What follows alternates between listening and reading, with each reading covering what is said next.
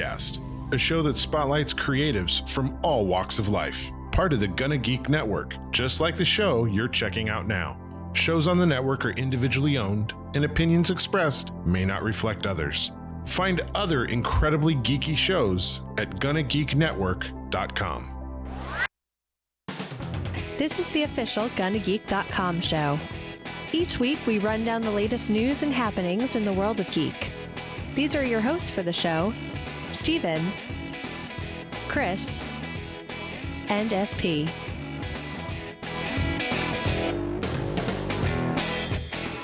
Welcome to an all-new episode of the official GonnaGeek.com show. I am Steven John Drew, and with me, of course, is Chris Farrell. I'm here under protest, but I'm here. He's also here under pressure. Also under pressure is Stargate Pioneer. I would start singing, but I'm pretty sure we'd get a takedown notice. What? It's a different song. It's Under Pressure. Just add an extra beat. That's what Vanilla Ice taught us you could do and get away with it. Because dun dun dun dun dun dun dun is different than dun dun dun dun dun dun dun. Okay. And we just got taken down. Oh, they're not going to get us for that. So this past weekend, very exciting weekend. We are recording this today on Monday, November the 2nd. And this past weekend, The Mandalorian did debut. And it came out and it was dropped at midnight. And so when you woke up in the morning, Wait a minute, time out. Midnight, what time zone? Let's have this one out. Pacific time, because it's the most important time. So 3 a.m. Greenwich Mean Eastern time. Came out at midnight, proper time. And so, anywho, it came out, and if you woke up the next morning, you probably saw spoilers. So we won't spoil anything for you because we know some people haven't seen it. The only tease I'm going to give you is that they killed off the entire cast of season 1. That's the only tease I'm going to give you. Oh, so the Walking Dead showrunners took over. And then patted themselves in the back for being so witty for doing it. And then they gave it to the Game of Thrones showrunners for episode 2. Ugh, those guys still have a Star Wars trilogy that they get to do. Allegedly. Give it to Jon Favreau and Dave Filoni. Everybody wins. There's some people that don't like Dave. Well, then they're stupid. And you can put me on the record for that. Okay. All right. Very So stupid. would you like us to put this in text for you? Yes, please put this in text for me so that everyone can see my words immortalized for the internet at large, where I say if they don't like Dave Filoni, they can promptly F off. For the audio listener, we found there is a transcription service that seems to do a half-decent job. If you want to find out more about that, come to our Discord server at GonnaGeek.com/Discord, and Chris Farrell will tell you all about that. Let's go ahead and roll on to the news. I will.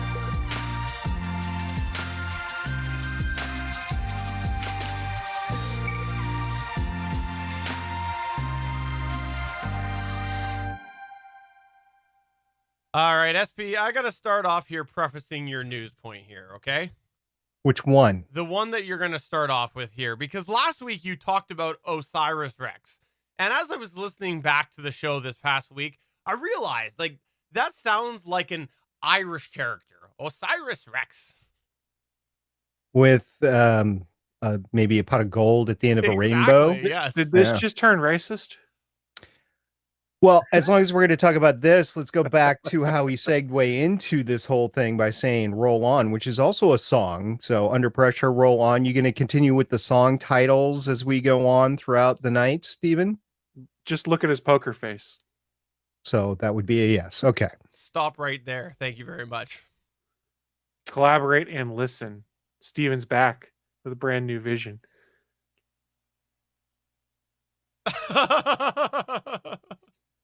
All right, so we're going to talk about my first news point, which is Osiris Rex. Again, we were on a cliffhanger at the end of last week's news about all these asteroid samples that were just floating off into space. Which, by the way, the cliffhanger song from Price is Right, also phenomenal. Can you recreate it for us? No, I'm not going to yodel. It's not going to happen. If you had yodeled, that would have made my day. I was just like, I'm done. Man. There's nothing that can beat the yodel for Price is Right. Okay.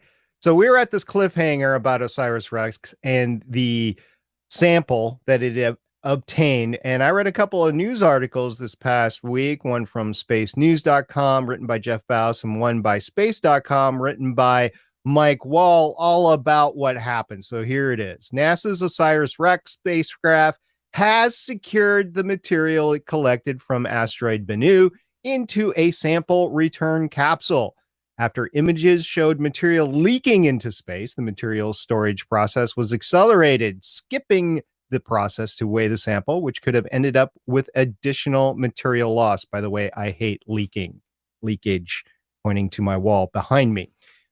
The touch and go sample acquisition mechanism, also known as TAGSM, had gathered so much material in the probe's 6-second rendezvous with Bennu that a mylar flap designed to seal the material into place had been wedged open by several large rocks, causing some material to leak out.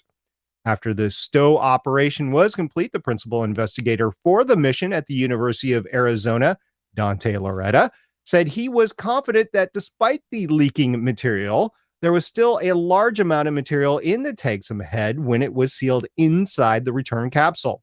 Now, the window for the spacecraft's maneuver to depart the vicinity of asteroid Bennu opens in early March 2021, which would return the probe to Earth in September 2023. So what you're saying is that it's floating in the most peculiar way. Is that what you're telling me? I'm saying it captured the stuff it needed and it's on its way back, hopefully by September 2023, if there's anyone left here to actually receive it. Pretty sure that we know that the answer to that is that there won't be. We're fully aware of that. Interestingly enough, this asteroid is so loosely compacted that if an astronaut was actually to stand on it, it would sink him or her up to their knees or waist because the material is so loose. And that's why the TAGSM ended up with so much material floating around it, is the asteroid isn't very well put together. It's just loose and probably coarse and probably gets everywhere like sand on a planet like Tatooine. I hate sand. I hate sand.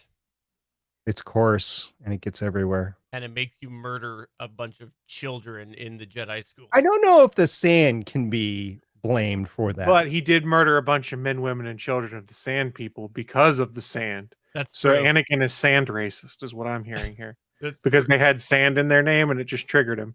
So you guys have completely just obscured actual science with science fantasy in Star Wars. Isn't that what we're talking about? Talking about this probe OSIRIS-REx orbiting around a real asteroid called Bennu and actually getting samples from the asteroid. Hey, okay, this is cool. This is neat. I'm glad that it was a success, and you did have me on the edge of my seat until this week because I didn't look it up. I was waiting for you to tell me. Well, if I were you, I would be very concerned because in September 2023, that's another chance for the space programs of the world to deorbit something onto your house. And that's true. That will probably be, for me at least, the end of the world as we know it. I got to commend you. You're taking this gag and running with it. Well, I've already committed myself now to naming this one.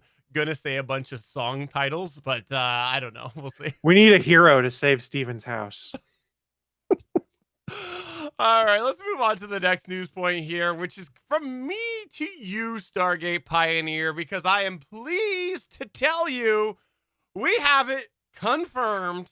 There is a brand new, and actually not just one, two brand new Apple TVs coming your way. What the hell was that? What the hell was that? Test. Hello. Am I okay? Yeah, Test. awesome. Okay. And by Apple TVs, I mean Apple TV apps. Yes, there are two confirmed new Apple TV apps coming your way. It was announced a couple weeks ago that there would be Apple TV coming to the PlayStation 4 and PlayStation 5. And now it's been loosely confirmed that it's going to be the Xbox, or coming to the Xbox as well. The Apple TV app will be launching on the Xbox One series as well as the Xbox Series on November 10th. It's going to come to PlayStation 4 and PlayStation 5 on November 12th. So it's funny how Microsoft worked that out there. They're like, we'll announce second, but we'll get out there first. It's just launch day for the new consoles. That's all. I know. It's not like it was a race to get it out. It was we'll have it on day one of the new systems. This is not two new Apple TVs. This is two devices that will have Apple. I believe they call it Apple TV Plus. The app is called Apple TV Plus. I'm gonna get there. This is the Apple TV app is what it's gonna be. So it's not actually Apple TVs. And then I was just teasing you. And I said it already. New Apple TV apps is what's coming. And the Apple TV apps are allegedly, at least on Xbox, going to allow users to sign up for the Apple TV Plus service through the app on the Xbox, rather than forcing them to go over and register individually on the site, which is interesting because presumably Microsoft gets a bit of a cut from that if it's done in-app. Now, the Apple TV app itself is different than what SP just mentioned a second ago there, the Apple TV Plus. Apple TV Plus is the subscription. Apple TV app is an app that encompasses a bunch of different things that people might have signed up via their Apple account, one of which is Apple TV Plus. But some people also subscribe to other subscriptions like CBS All Access, Showtime, AMC Plus, etc., all through their Apple account, and thus it's tied into the Apple TV wherever they're got this Apple TV app installed. So it's another example of the wonderful naming structures that we're living with in the year 2020, with Apple TV having the Apple TV app and the Apple TV Plus. So further note as well, Microsoft did confirm that they are going to be launching the Xbox series with Netflix, Disney Plus, HBO Max, Spotify, YouTube TV, Amazon Prime Video, Hulu, NBC Peacock, Vudu, Fandango Now, Twitch, Sky Go, Now TV's Sky Ticket, and many more will be available on launch day. It's almost like their backwards compatible killer console can do all the backwards compatible apps that worked on the previous generation of consoles. Who'd have thunk?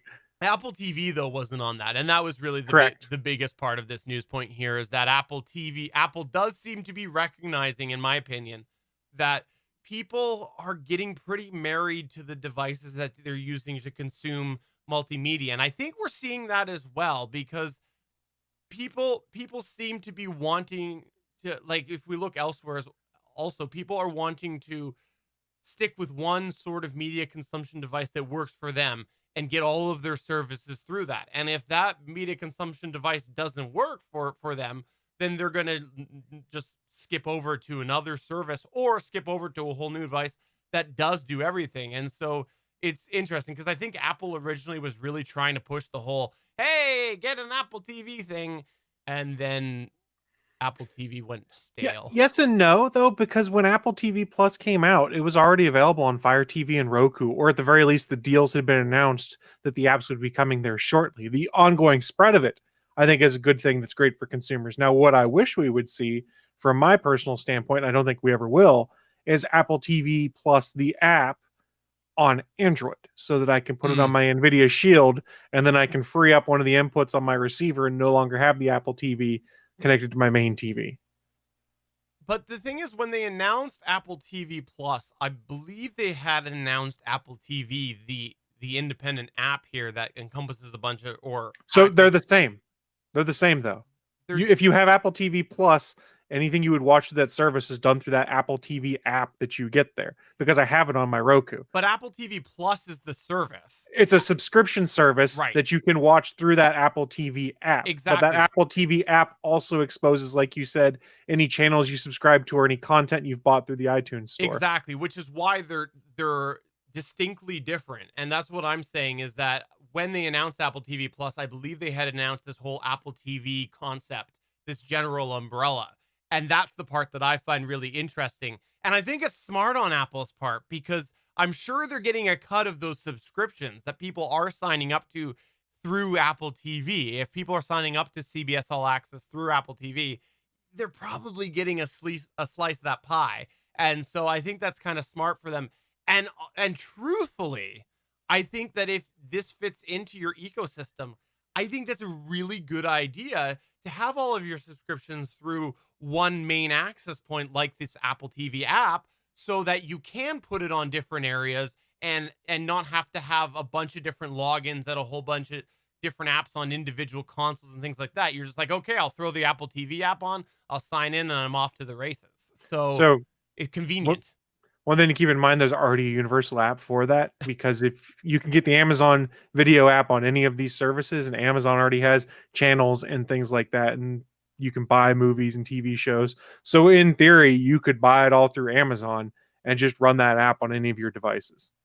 Now, it's not discounting the fact that Apple's following a similar model. It's a smart idea.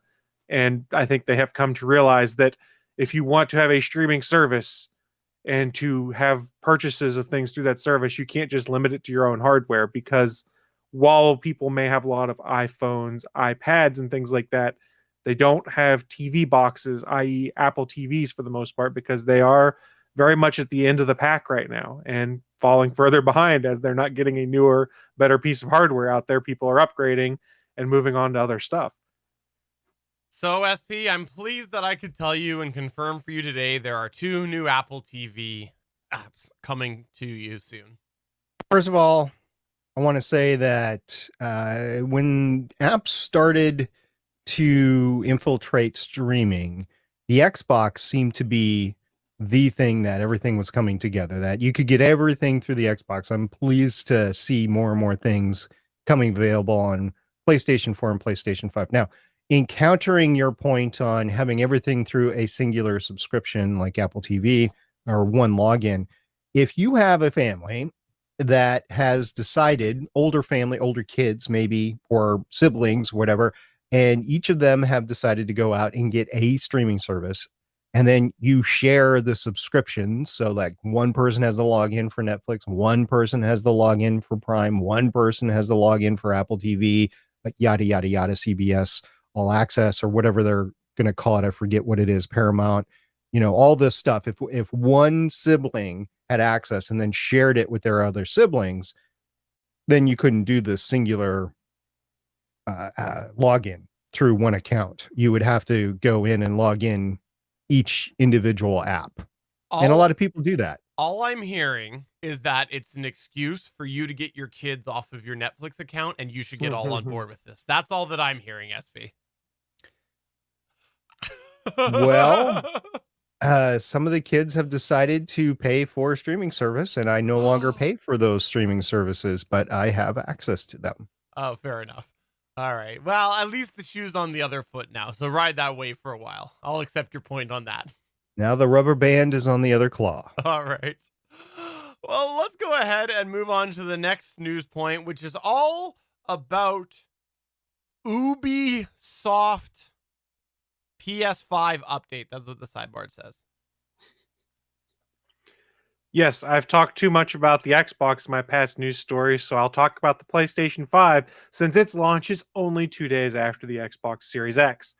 So one of the things that Sony had said when the PlayStation 5 was announced was that the vast majority of PS4 titles would be playable on the PS5. And I think we talked about either on this show or a different one, that list of games, there's really nothing that kind of jumped out that wasn't a great loss. That was a great loss, rather. There was only like 10 or 12 games. Well, earlier today, Ubisoft released its own backwards compatibility list to point out which older PS4 games wouldn't run on the PS5. Instead of sharing it directly on Sony's website, they flagged the titles on their own website. However, here's where it gets interesting. That was up for a few hours. They then took the list down. So now we're all kind of going, what's going on now, Ubisoft? We don't understand. So they did issue a comment that The Verge picked up on and said, we have pulled the Ubisoft Connect article and forum post regarding backwards compatibility for the time being, as there may be inaccuracies involving the titles that will be playable on PS5. However, just so you guys have situational awareness, if anyone who's listening is intending to upgrade to a PS5 and is really big on Ubisoft games, specifically the Assassin's Creed games, here are the 9 games that Ubisoft said would not work on PS5. Assassin's Creed Syndicate, Assassin's Creed Chronicles Trilogy Pack, Assassin's Creed Chronicles India, Assassin's Creed Chronicles China, Assassin's Creed Chronicles Russia, Risk, Star Trek Bridge Crew, which by all accounts is a really cool VR game, and the PSVR is actually compatible with PS5. Side note. Werewolves Within, which I also believe is a PlayStation VR game, and Space Junkies. And like we mentioned, the strange thing was it never showed up on the PS5 backward compatibility list, which has the 10 titles Sony said wouldn't work. And just for a point of comparison, because it has to be made, I am not casting any aspersions or taking shots.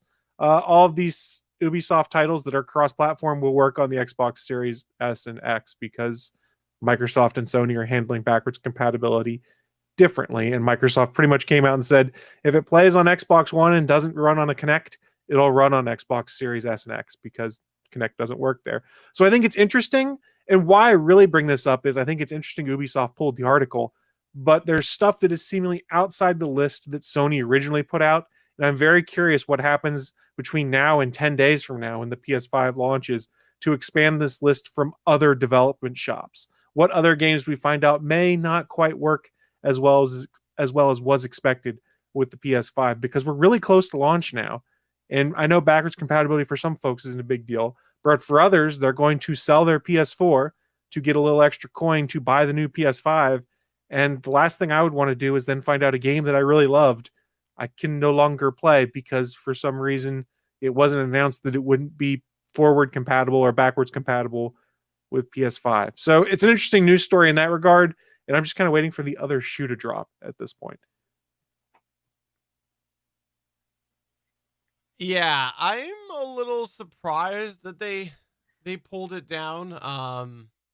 But I guess that's probably some lawyers leaning on them. I don't know. I wonder if Sony kind of picked up the phone and said, hey, why don't you vet this through us and let's make sure it works that way? Because I'm sure they have PS5 development boxes at Ubisoft, but I'm sure that Sony's running newer builds of the PS5 software that handles all the backwards compatibility stuff. And it could have been, hey, some of this stuff does actually work in the newer build of the software. So there's probably stuff to shake out. And I'm not trying to take a shot here, but oh my God, these 8 or 9 games don't work. It's an incredible feat of software development that they've made, let's say 98% of the PS4 back catalog work on the PS5. That's awesome. It's just, we need more transparency about what doesn't. I know that you said that it breaks your heart a little bit because of a couple of these titles here, but I just want you to... Yes, I love the Assassin's Creed games. I play them so much. I just hope that you can shake it off, Chris Farrell. Shake it off. That came at me like a wrecking ball, Steven, those feelings. SP. I was actually just recommended to play Star Trek Bridge Crew in the what do you call it, the 3D, the virtual reality. Supposedly very fun. Yeah. So, and supposedly it's supposed to be friendly to those that are susceptible to vertigo, which I am due to my Meniere's disease. So I was looking at that to try something, and if it's not going to work in the PS5, well, that's not going to matter because I don't think I'm going to buy a PS5 right away. If I buy a console, it'll probably be the Xbox Series XS or whatever it's called. And side note, I kind of tossed it out there as a throwaway line. PSVR is compatible with PlayStation 5, but you have to go on Sony's website and request an adapter kit that they'll send you for free once you provide the serial number of your PlayStation VR, and then you'll be able to run it on your PlayStation 5. However, I don't know when those are supposed to ship, whether you'll receive it the same day you would receive your day one pre-order or not. Good thing I don't have a day one pre-order. Right. Anyways, I still think that you should play Star Trek Bridge Crew, even if there's the vertigo factor, because then at least you can go, hello, I'm at a place called Vertigo. U2 lyrics. You should scrub those from your mind if you knew what reference that was. Well, moving on to the next news point here, which actually on the title bar, whoa, we're halfway there. Whoa. Go ahead, SP. Yes, we're halfway there. The Mars 2020 probe, which includes the rover Perseverance, is halfway to the red planet. This is via an article by space.com written by Mike Wall. So the Mars 2020 rover Perseverance, which launched on July 30th, now has traveled 146 million miles, or for those outside the United States, 235 million kilometers, in deep space, which is half the total distance required to reach Mars as of Tuesday, October 27th, 2020. Now, Perseverance is scheduled to touch down in the Jezero crater on February 18th, 2021. Perseverance will collect and cache several dozen samples from the Martian terrain for future return to Earth. The return campaign, which is a joint NASA European Space Agency effort, note Canada is not part of that, could get this precious Mars material back to Earth as early as 2031. Now, in addition to Perseverance, it also carries on its belly a small helicopter named Ingenuity, which is a demonstration craft designed to help pave the way for extensive rotorcraft exploration of Mars in the future. Yes, it is a drone. And no, Stephen, you cannot fly it. Yet. I'm hacking it. That's what I'm going to do is I'm going to hack it. Leet Hacksaw. Okay, so why can't I fly this? Isn't it like one of those things where you pay to play? Just like come to the machine, you put a coin in, and you're like, I'm flying it. Crash. That would be cool. Yeah, like you go to an amusement park and you can drive a boat around for like 30 seconds and stuff like that. Yeah. Yeah, this would be kind of cool, but unfortunately, the communications delay would be too much because by the time you sent a command and sent it up in the air, and then that command returned back to Earth, and then you sent another command to like fly forward for a little bit, the battery would have gone out. So no, it's not possible. One day I will fly this thing. That's my commitment to you, Stargate Pioneer. Well, I don't have any doubt that one day you will fly something on Mars, but it's not going to be Ingenuity. That's true. Nobody has ever said that I have ingenuity. I can't say it even. Okay, so what's the hoorah, the hoopla going to be when this thing lands? Because this seems like this is a thing that people are going to want to go and follow. You know, we're living in a time that people are more and more interested in space things, and I've heard this mentioned on a few different like mainstream media things that I think 5 years ago wouldn't have really got a lot of coverage on. Do you think that there's going to be any big events to do with this? I think so. I think the powers that be will want to gen up interest in going to Mars because that's what the whole Artemis program is about, to return to the moon, but not just to return to the moon. It's also to prepare to actually go to Mars. So you got Artemis, you've got the Starship program at SpaceX, which, by the way, SN8, the 8th model of the Starship, is getting ready to go for testing. I think it started testing actually late last week. So there is a bunch of push to actually get the money to send people to Mars. And it'll happen in the late 2020s into the 2030s. Maybe by the end of 2030s, we'll send somebody to Mars. Maybe earlier. I don't know. It depends on funding, really, and how successful the projects are. The Starship rocket, the BFR, we've talked about quite a bit here from SpaceX, also the SLS from NASA. So it really depends on the success of those missions as we go forward. And remember, even Apollo was delayed. That's true. Well, in any case, I know you made it very clear Canada was not involved with this. This is a USA project. So I will defer to you guys to have the party in the USA. It's not just the USA. The European Space Agency is on board as well. No, I'm blaming you guys for this when it crashes and bombs Mars. We've done it before. We'll do it again. All right, SP. I know I broke your heart a little bit earlier about the Apple TV. His achy breaky heart. Didn't break my heart. I'm so callous about it anymore. I know I'm never going to get it, so I've moved on with life. Well, hold your horses there. One Stargate more Pioneer, thing. because there is one more thing. In fact, Apple is calling their next event Apple One More Thing. That's what they're saying. They're calling this the One More Thing event. They have one more thing to announce this year. They've just announced that on November 10th, next Tuesday, is going to be the One More Thing event. We don't know exactly what it is. However, the rumors are looking like it is going to be a new lineup of Mac products, a set like, desktop, laptop, that sort of thing.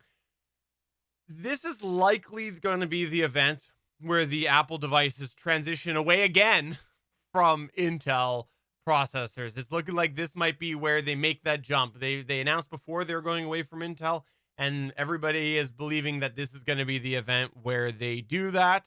There might be some other things revealed as well. Current rumors are thinking it's going to be AirPods Studios, which is some over-the-ear AirPods, and AirTag trackers. There's currently, though, no rumor about the Apple TV. So maybe they'll slide that in at the end. Who knows? I doubt it. The trackers would be worth it, especially with any of the headphone stuff. You'd be surprised at how quickly you can lose those dang things. Yes, there's an ability to play a sound, but I mean, they're so small. You could have it lost for quite some time, and the charge would run out, and then you're going to lose them. And those are like $150 to $200 stuff. So I don't know about the new over the ear stuff, but obviously they're transitioning away from Beats into Apple branded stuff. And I wish we would have time today, and we really don't. But at some time in the near future, I'm going to do this whole segment about how Apple, even though it's had some of the best quarters ever, I think they've failed, and they are going to start a rapid downturn because of numerous factors. You wouldn't be the first person to predict that. I think the writing is on the wall. I think the pandemic really saved them for another year because of the demand for devices this year. But in the future, I just don't see it. I see more and more people going Android and away from the Apple architecture. It's a really interesting point that you bring up, because I've talked a little bit about how my wife is looking at a new phone, and very avid iPhone user, has gone iPhone for a long time.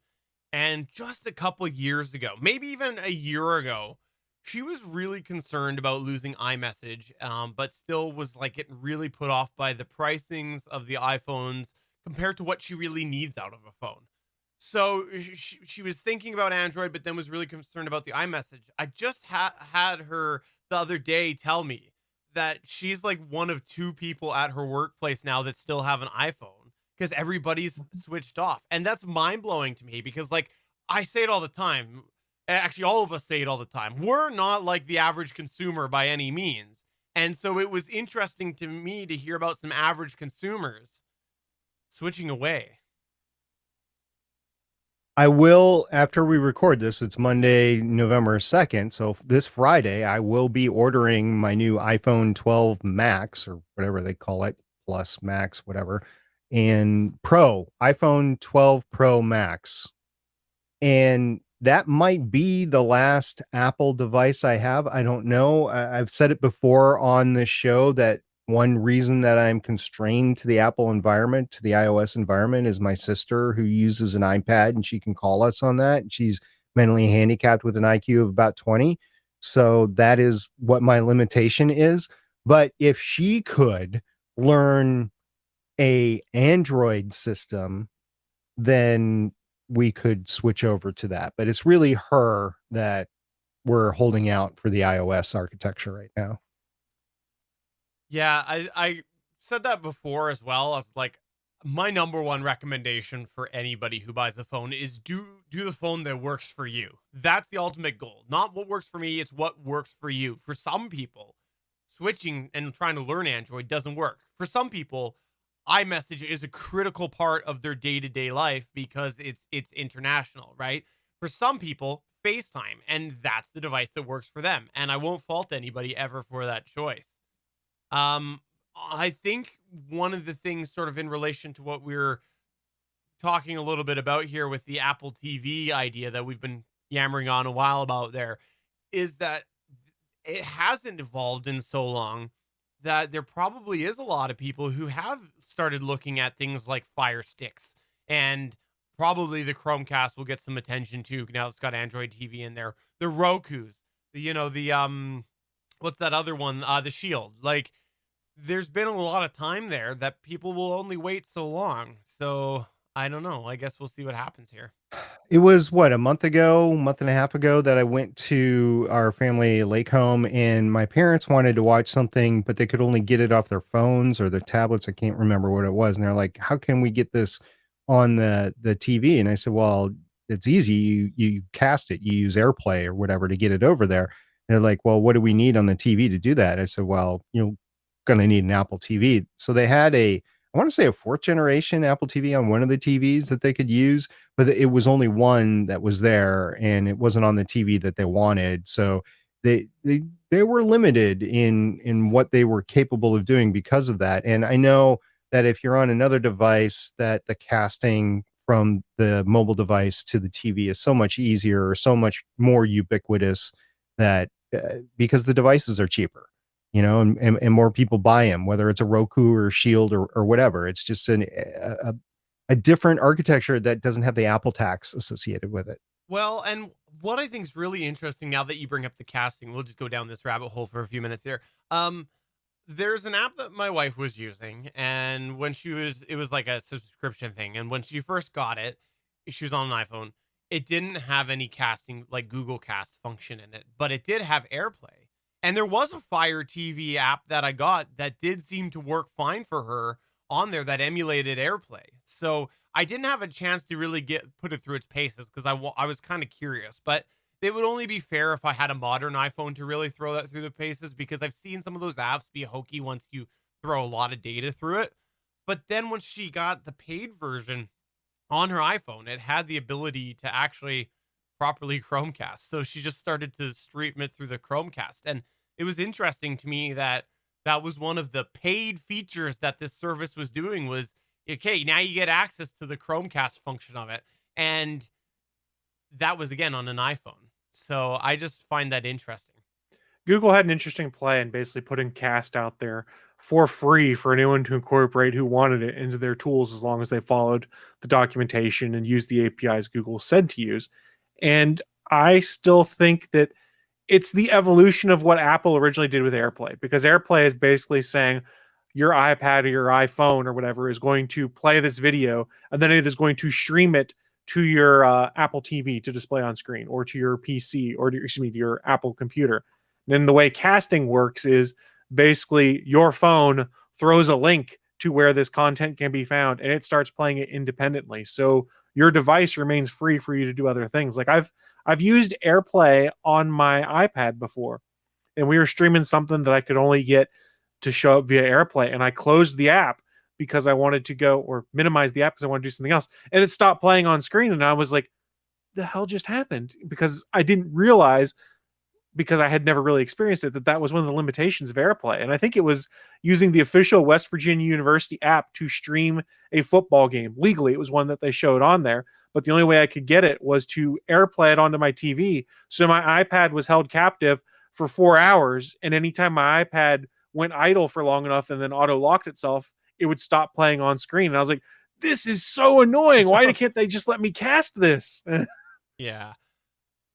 I like, all joking aside, I am hoping that at last minute they decide to bring up the Apple TV release, because the rumors earlier in the year, I believe you had mentioned, SP, was that it was almost ready to launch.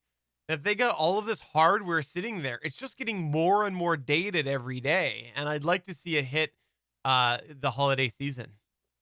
I think it would bolster Apple's complete product line to be able to have an updated streaming box. Absolutely. And the only thing I could think of that they aren't releasing it is because they want to limit the amount of devices for people to purchase, because they know that money is tighter for a lot of people in 2020, and they want to bolster some different parts of their product line, whether it's what we're have already talked about with the Mac products here, or maybe the new iPhones, because iPhones were a little lackluster last year for a variety of reasons. Or the other reason is that they just can't get the manufacturing through, where there just isn't the capacity with partial shutdowns. The raw materials aren't there. They just didn't have the lead time for it. I don't know. But the rumor was they were ready to go. So that tells me that they were already made and in some shipping containers. But maybe that rumor was false. I still have a hard time figuring out, bear in mind I have an Apple TV right now, what the compelling reason would be to upgrade. Is what is this new hardware going to do for me now? What it might do for me 2 years from now is a different story from what it might do for me now. Like, for instance, the NVIDIA Shield, when they put out the new 2019 version, put an all new AI upscaler in there for upscaling anything that was 480p up to 60 frames per second would then get upscaled to 4K. And it worked surprisingly well, which was an interesting way to get people to upgrade. What's the compelling upgrade path, I wonder? Well, that's interesting. Now, maybe I'm in the minority, but I'm in the boat where I have a 3-year-old iPhone. I have I have two Apple TV third generations. One's my daughter's and one's here at the house. And those Apple TV, we talked about it before in the show, those Apple TV third generations are starting to be decommissioned. You can't use them with certain apps. The firmware can't be upgraded, whatever. And I don't want to go with an iPhone 4 or 5 because I know the 6 is around the corner. If I'm going to upgrade, I'm going to upgrade to either the 6 or a deeply discounted 5. And I haven't seen the 5 deeply discounted yet. So that is my upgrade path. I'm at the point where I am so far behind that it definitely will be an increase going to a 6. And I want that. Same with the iPhone 12. I'm rocking an iPhone 8 Plus. So the 12 is a magnitude better for me. I'm especially looking forward to the night vision on the camera with that. But not everybody is. If I had an iPhone 11 or an XS, the 12 doesn't hold anything for me. I wouldn't want to go for it. It's the same problem that we've talked about before in regards to a lot of these products. Is if you keep upgrading every year, it's just because you have an addiction. It's not necessarily, and I mean that in a joking way. But in all honesty, there's no real compelling reason with anything, cell phones, tablets, things like that at this point in time, to be like, oh my God, I have to have the new version, because it's all just iterative updates. It's not anything revolutionary at this point in time. You know, one of the things, though, that does stand out for me is people who do really like the Apple TV. The remote was a disaster on the previous generation. It's terrible. That could legitimately be a reason that some people would upgrade. I mean, I have my Logitech Harmony remote controlling it because that made my life so much easier. Yeah. That remote I charged once, I used it, went up, nope. As soon as the Logitech works, I'm good. And now it's standing on my shelf and it has run out of battery life months ago. And God knows if I'll ever actually charge it unless I decide to sell it at some point in time. Because it's just hot garbage. There is, though, there are people who don't use Harmonies, so I would get any kind of third-party remote to do this. There's actually some vendors that have been pretty successful making IR Apple TV remotes because nobody likes how you interact with that remote because it's not user-friendly.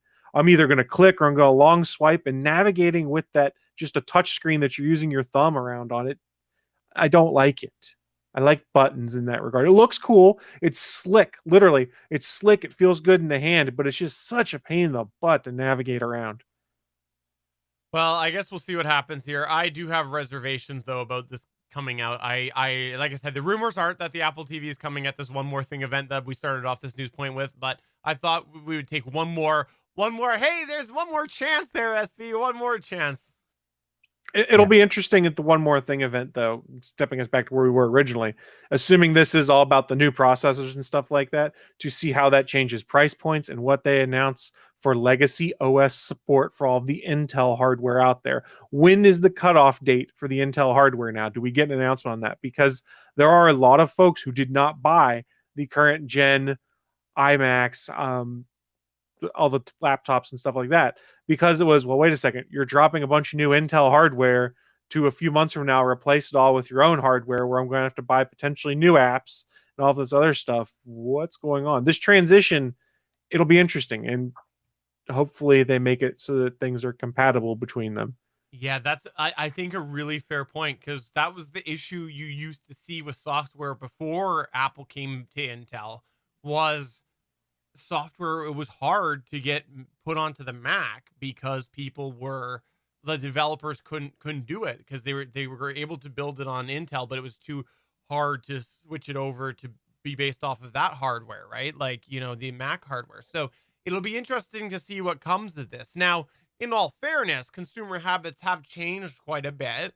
A lot of stuff's cloud-based now. A lot of stuff is more, app style. So I guess we'll see what happens. I think they're in a much better position if hypothetically today this new Mac comes out and there's a lot more limited software that's available. I think they're in a lot better position for that model to work than why they originally came to Intel or came back to Intel. And remember, the capacity is there to make some of these Intel kind of apps work on ARM processors, because I think we talked about it on this show when Microsoft started doing their version of Windows, not Windows RT, but when was it Windows 10 Go or whatever it is that is designed that can work on ARM processors.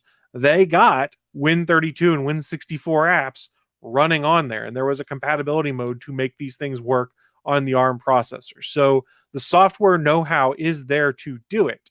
However, and I'm not trying to take a shot here, but it's going to sound like I am. When it comes to software, I tend to trust Microsoft at doing a better job than I do on the software front for Apple. They make really nice hardware, but it's the software at times that seems to be lacking or looks pretty but isn't really functional at times. Shots fired. I mean, it's not wrong. I mean, look back historically, and Apple still doesn't understand how to do like cloud-based storage and stuff like that. Their price points until recently were insane. I think Apple just told you, Chris, to hit them with your best shot. I did. I was gonna say that there was a shot, signed, sealed, delivered. That's what that was. They'll get knocked down, but they'll get up again. You're never going to keep them down. All right, and we got another one here. It's something about plates and how Chris doesn't like plates or something like that. I eat out of bowls for everything. Oh, that's Give me right. a bowl. That's right. Oh, is that? Yeah. You're Canadian now, hey? Never mind. I want a bowl, that. eh? But we have that here. Okay. Yeah, I like A the things that I bowl eat soup out of. Of what? Yeah, Chris asked for a Soup? bowl. It's in writing if you want to go to this week's episode at gonnageek.com. Chris asked for a bowl. Context is everything, though, friends. Context is everything. All right. So speaking of your bad habits, it's a bad habit to make products for somebody else's product, right? It sure is. And this gets us into an interesting story. Is last month, Sony did their teardown of the PS5, where they literally had one of their employees come and tear the entire thing down on video, show all the components that were in it. But what was interesting is if you've seen the PS5, it is absolutely massive. It is basically two white plates on either side of a black sandwich middle, for lack of a better term. But these plates, these white plates, they're easily removable. In fact, so much of it was removable by hand. You didn't have to use tools. So there became a lot of hope that we might see an aftermarket for customizable Xbox 360 inspired side plates for the side of the PS5. And if you don't remember, going back to the original Xbox 360, when Microsoft put that out, you could pop off the front faceplate and swap on different ones. They had Halo inspired ones. They had like different Art Deco inspired ones. And it was actually a selling point of the original Xbox 360. Sony did not announce anything like that, however, for the PS5, but the customization community started getting hopeful we might see some cool ways to change up your PS5, put matte black plates on there so you can have an all black PS5 in your entertainment center, which is important to some people, myself included, because I like most of my electronics to be darker in color so they're not eye drawing. Now, Sony evidently is not one of those that is on board with this idea of having customizable plates that are out there, unless they're making them probably. The company has reportedly threatened legal action against one of the first companies that was out there that designed and attempted to sell custom PS5 faceplates. First for trademark infringement and then for alleged infringement on intellectual property. So if you did not know, there was a website out there, and this is a purposeful play on words, called theplatestation.com that was, quote, born out of the single desire to create a matte black custom faceplate simply because we believed it was what the PS5 community deserved. That is what they said on their website.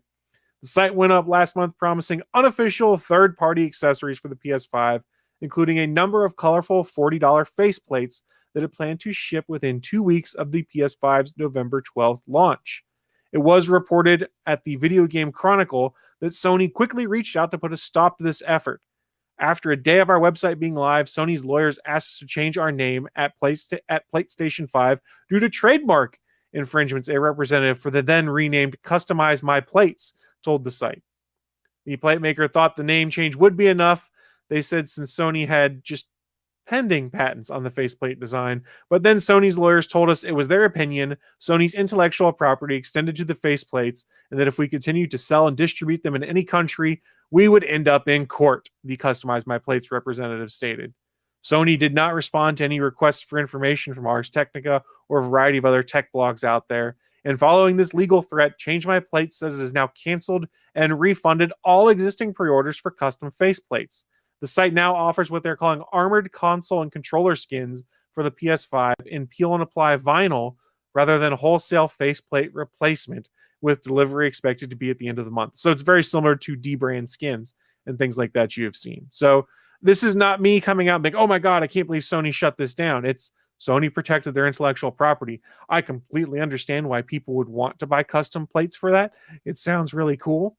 But if the custom plate is, say, not as strong a plastic as what Sony puts on the PS5, and there's something that happens where, say, that plate cracks or gets damaged that then causes damage to the PS5, people are going to blame Sony for it, whether it's Sony's fault or not. So they are defending their intellectual property in a way that I tend to think is their right to do, and I get why they would do it.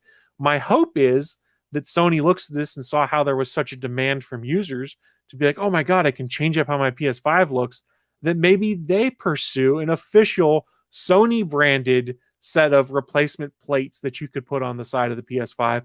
And my guess is when it comes to about a year from now, we start getting those custom consoles that are bundled with games.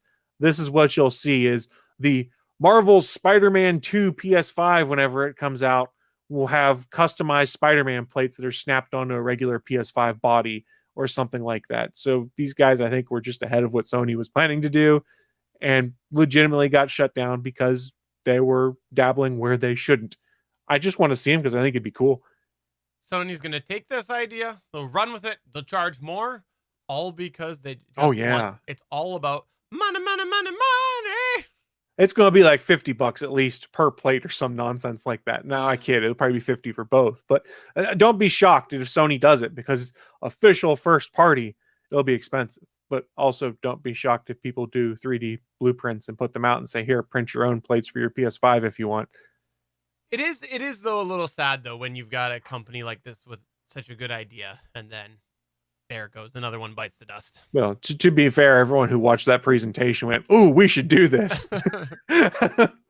I think Sony, when they get the plates and if they break, I just want to offer them some consulting here, some free unsolicited advice. It's pretty easy, guys. All you have to say if they break is that you're holding it wrong. It works before by somebody, it can work again. Yep. Legal precedent. We're good. And then they can just give away a free bumper. And, a little tape to fix the crack. That's right. That's right.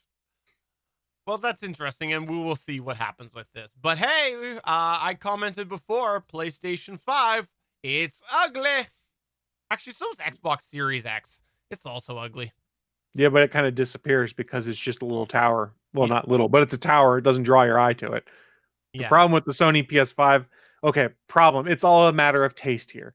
Those giant friggin' fins that are on it, you're like, this does not look like anything else that I have in my entertainment center. A big black box kind of fits in with my receiver or any of the other equipment that's up there. It just kind of blends in. Yeah. Well, again, I'm a homer. I fully admit it. I've already said I'm buying an Xbox, so just keep that in mind, people, and send your hate mail to js@gonnageek.com. That's js@gonnageek.com. SP, I don't usually speak for you, but I'm going to speak for you for a moment because I'm pretty sure that I can confidently say that you and I both look forward to hearing Chris Farrell's comprehensive review on the PlayStation 5. Are you buying me one? I'll review it if you buy me one. All we have to do is wait for a Spider-Man game to come out, and then you're all hooked in. I don't know, man. I kind of took a stand on some of that stuff recently. Like, Marvel's Spider-Man game is really good, and I'm glad I played it.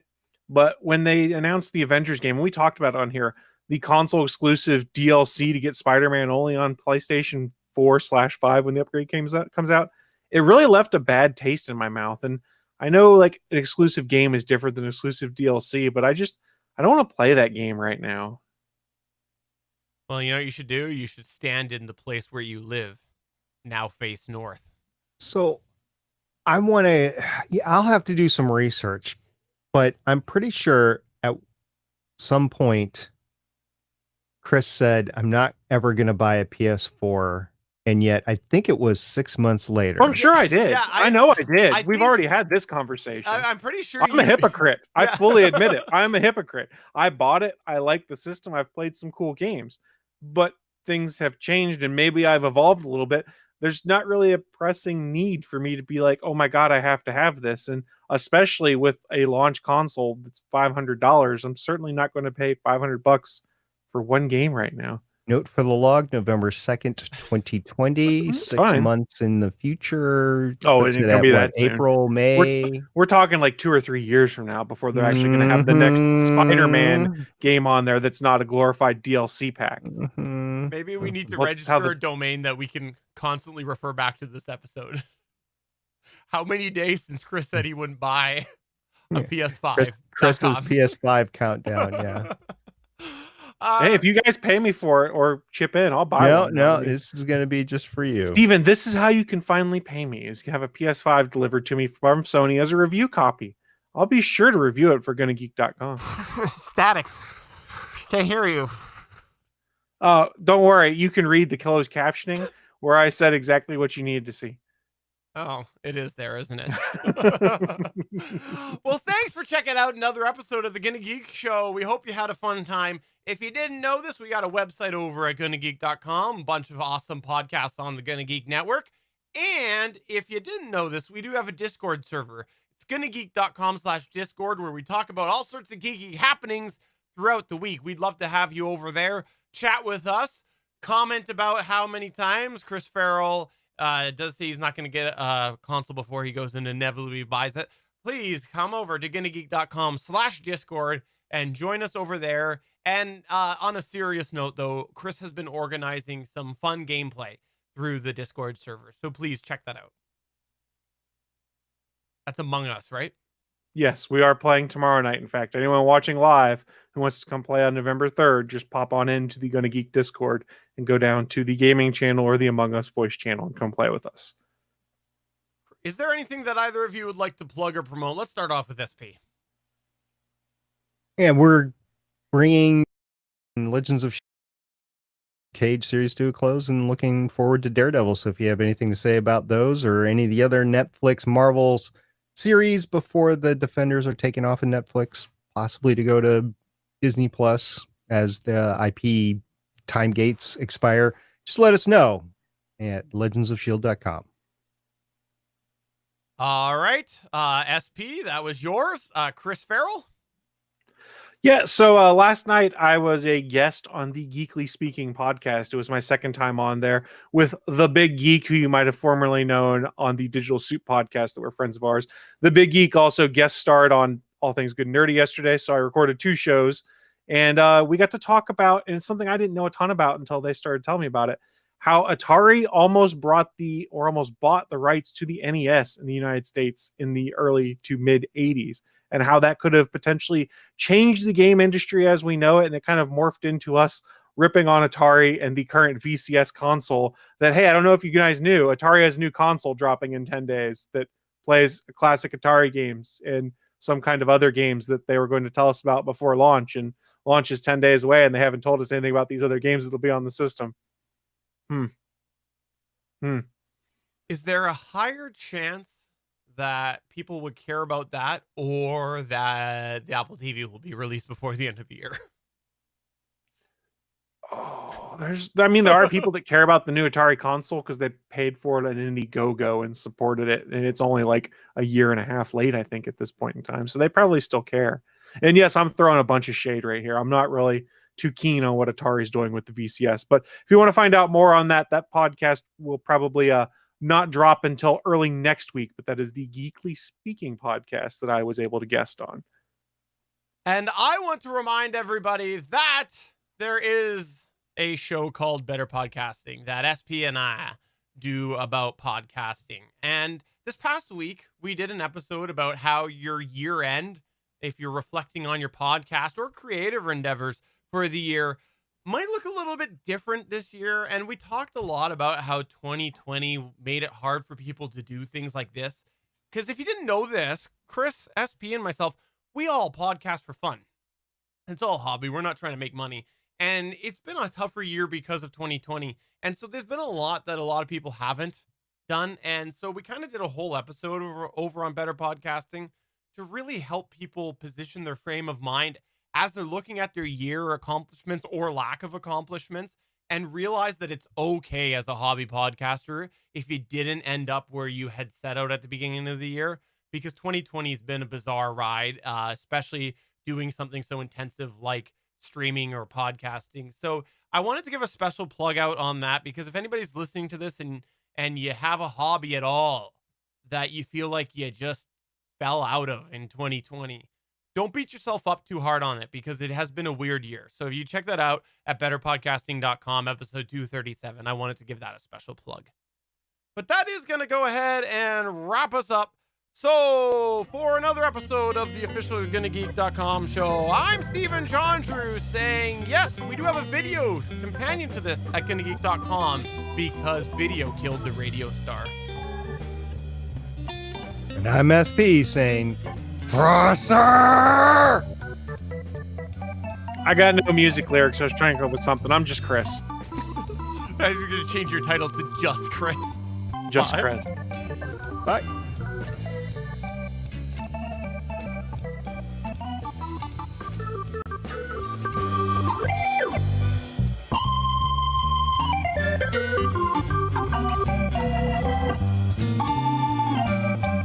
Thanks for checking out another episode of the official GonnaGeek.com show. If you like the show, please give us a 5-star review in Apple Podcasts or a thumbs up on YouTube. You can always join us for our live recording sessions, which stream Mondays at 8:45 p.m. Eastern at www.geeks.live. And remember, you can find our full back catalog at GonnaGeek.com/show. If you're itching for more geeky content, check out other shows on GonnaGeekNetwork.com. Voice work was by Emily Prokop of The Story Behind podcast. That's it for this episode. We hope to see you back again next week.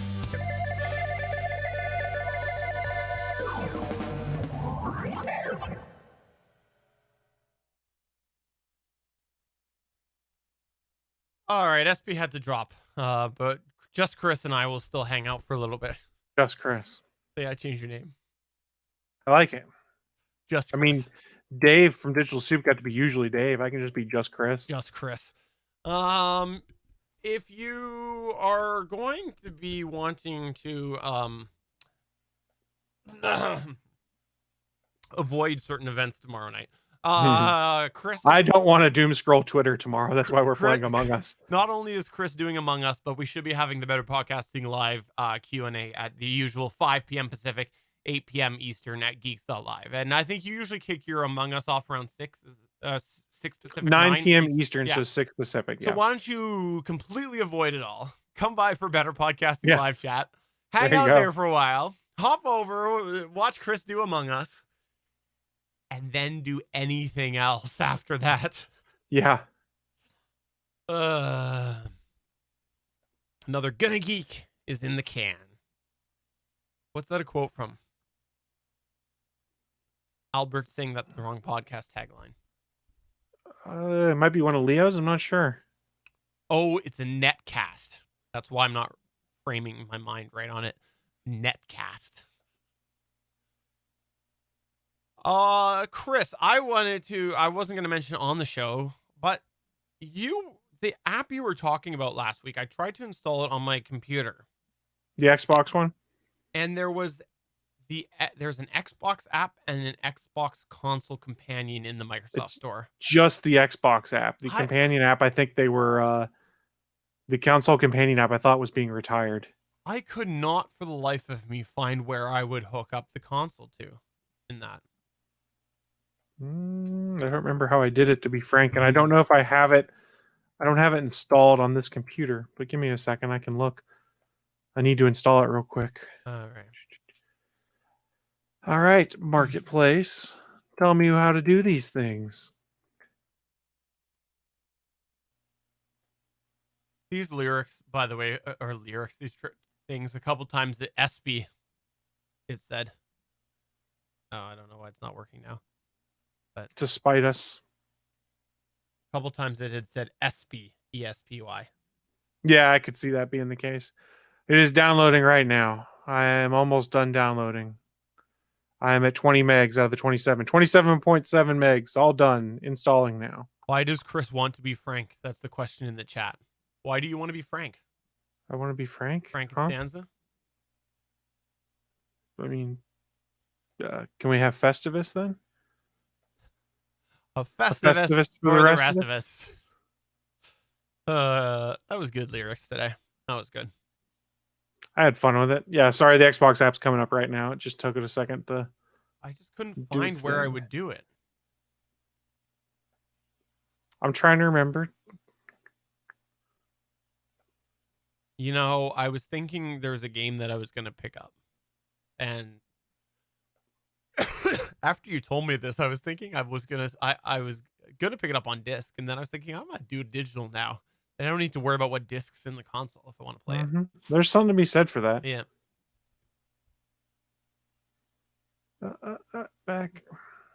Back in the USSR. Lucky you are. Take down notice. All right. For those of you who are following along right now, Chris is trying to find instructions to tell me how I find don't the thing he remember was how I talking did it. about. I mean, it'd been a while since I've last done it, so maybe I don't remember properly. Maybe it was the companion app how I was doing it, and I got them confused. I am now very confused. Okay. Maybe I'll try the companion. Because I did see something in there, but it didn't. It looked. Anyways, it didn't find my Xbox on the local network, anyways. But Yeah, if it's off, it won't find it. might have been on standby. But Standby, it should be able to find it. Because I know I've played on there before. Maybe I just got it confused and was using the companion app and didn't realize it. maybe I threw the power in between. When it's been on last. Oh, I'll have to have a look. Let me know if you find it. Yeah, I'll let you know. I can't remember. So, you and I though, when nobody shows up to Better Podcasting live chat, nobody shows up to Among Us. You and I are gonna just do pit political talk all night, right? We're just You gonna don't do a need live my. stream, Nobody right? wants my political hot Right. takes. Yeah, no, it's not gonna be real. We're gonna make everything up. Just completely make up everything about it. Mm-hmm. Wow, I can't believe the aliens came down and got rid of an entire state. Wow, that's gonna change the results. Pennsylvania got wiped out by the Independence Day aliens. What does this mean for the Electoral College? Yeah. All right, well, thanks everybody. Have yourself a wonderful rest of your night, and